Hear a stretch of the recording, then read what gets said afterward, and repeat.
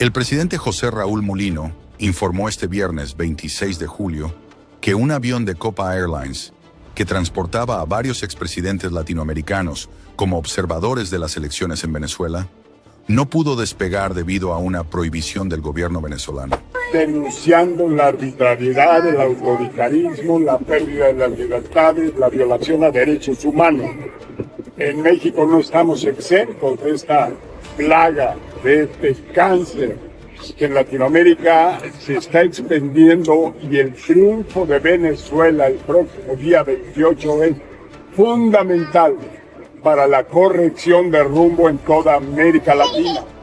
Entre los afectados estaban los expresidentes Mireya Moscoso, Panamá, Miguel A. Rodríguez, Costa Rica, Jorge Quiroga, Bolivia, y Vicente Fox, México, además de la exvicepresidenta de Colombia, Marta Lucía Ramírez, y Daniel Sobato, exdirector de IDEA. Por supuesto, son unos mentirosos.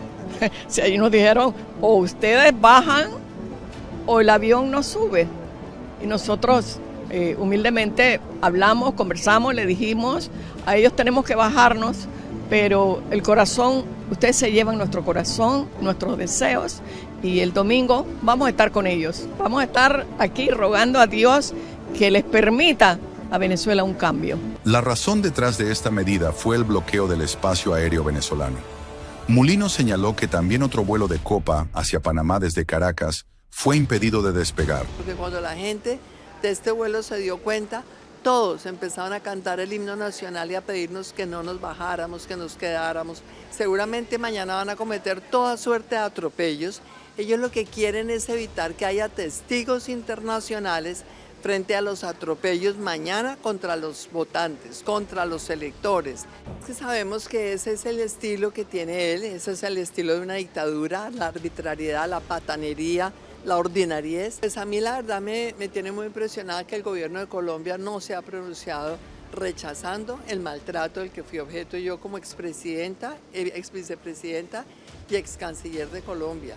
Y esto mañana le puede pasar al señor Petro y a cualquier miembro de su gobierno cuando no estén en el poder. Y uno lo que tiene que hacer es exigir respeto por quienes han ocupado altas posiciones en el gobierno de su país. Eso es lo que yo esperaba del gobierno de Colombia.